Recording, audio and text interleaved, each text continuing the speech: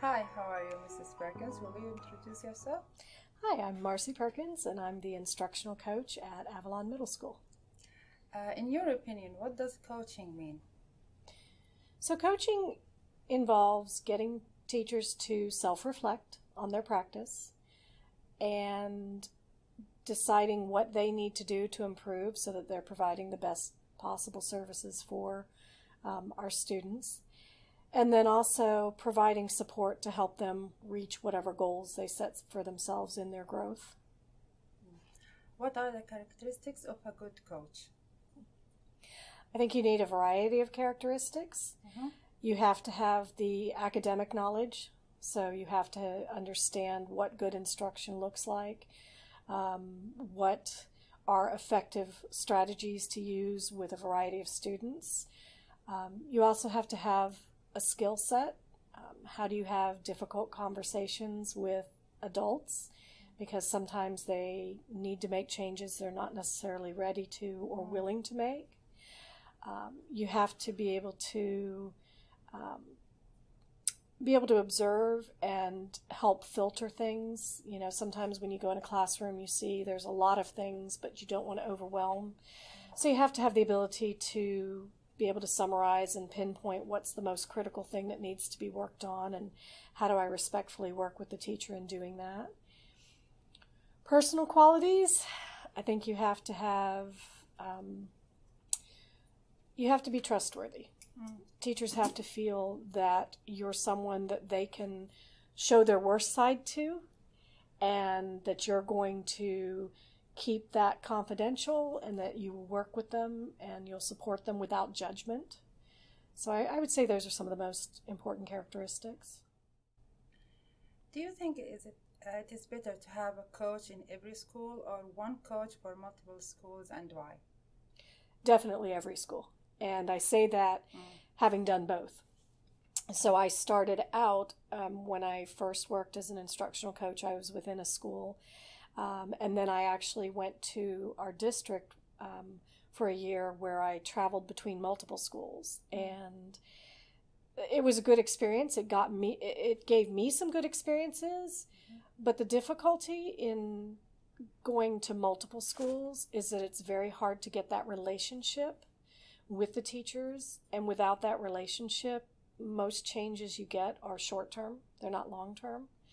So I decided that I was much more effective being able to be in a school where I could get to know teachers, really develop that positive relationship so that they know I'm in it with them. When you come from outside, at best, people are sort of wary of you because they don't know what your intent is, they don't know who you are, and that makes it hard because you have to work so quickly to try to build that rapport. And for me, it was a little bit exhausting after a while. And I don't feel I got the in-depth relationships that I have when I'm in a school. So I am 100%, every school needs coaches within them. That's true. Talking about you and your professional knowledge, what personal experiences, training courses, and distinguished qualities that have helped you to be a respectful, well-known coach? Before I became a coach, I had several years as a teacher. I was in the classroom for 11 years, and that gave me the foundational and practical knowledge because I think sometimes people get into it too quickly. And if you haven't done the job and had time to practice and learn what works for you, it's very hard to then translate that to others. Obviously, I've been doing this for 20 years now, so I've sort of built up a reputation of having the skill set. But even though this is my 32nd year in teaching, I'm still learning. And so, I've had to be trained in our evaluation system. I've been trained in cooperative learning strategies. I've been trained on the reading endorsement. I'm always continually learning because there's always something new. There's always a new type of student. There's always a new initiative. So I think that there's not one thing. It's that kind of years worth of just knowledge, experience, and continually I'm always learning something new. What administrative support do you need to assist your job? You have to have leadership that values coaching, and I'm very fortunate to have that. That's why I've chosen to work with my principal. Because resource positions, we often have to provide support in some other ways, and it's very easy to let the details of the job get in the way of actually spending time with your teachers in the classroom, doing the observations, having the follow-up conversations. And if you don't have administrators who understand the time commitment that involves, that can be very difficult.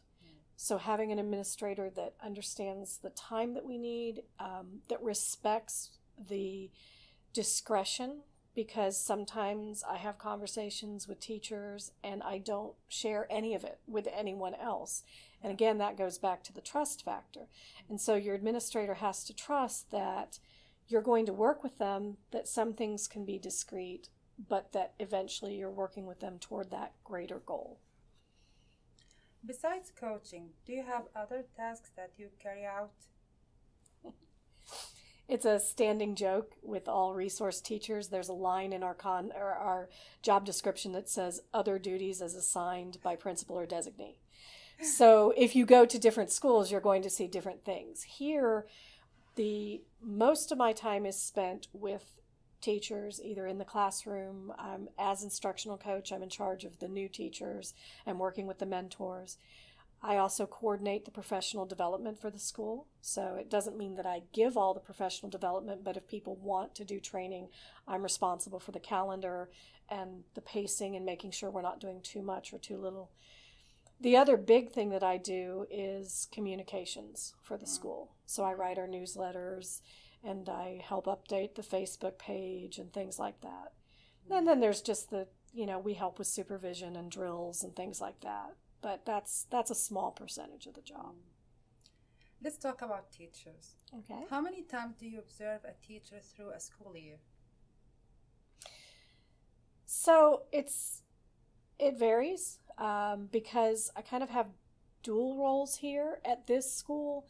When our administrators do the official observations, they ask their coaches to go on along with them so that there are two people and that we can give as much meaningful feedback as possible. So some of my observations are driven by the administrator's schedule, but then I also have teachers that I work with based on their request or that we know are struggling and need assistance. So I don't know. It really depends on the teacher. If they're a new teacher, I'm going to be in the class a lot more. Mm-hmm. If they're a teacher who may be a veteran teacher, but they've changed the subject they're teaching or the grade level. For example, I'm at middle school, so sometimes they'll come from high school down and we have to help them understand the middle school kid. Mm-hmm. They're not the same as high school. They look like them, but they don't act like them. Mm-hmm. Or we have teachers come up from elementary, so sometimes even with veteran teachers, I'll go in and observe and work with them. And then some teachers will ask me to come in. They'll say, I'm working on something and I just want that other set of eyes and somebody to look at it and give me some feedback. So, I mean, there are very rare days that I'm not at least in one person's classroom. But I couldn't give a set number because some teachers I may see only once or twice a year and others I may see 10, 15, 20 times. So it just varies. What do you expect from a teacher to do in a class? For us, it's all about meeting the needs of our students. And we have some givens. We expect rigorous instruction that's tied to the standards. We expect that they use a wide variety of instructional strategies so that if one strategy isn't working with a child, we're finding something else that does. One of our biggest emphasis is that teachers form that positive relationship with the students. Mm-hmm. Just as coaching without a good relationship is not going to be effective, teaching without a good relationship with students isn't going to be effective. And obviously we expect an orderly, managed classroom, things like that. But the emphasis is really on that instruction and changing what we need to so that all of our kids find that measure of success. Okay, thank you so much, Mrs. Bierkens. You're welcome.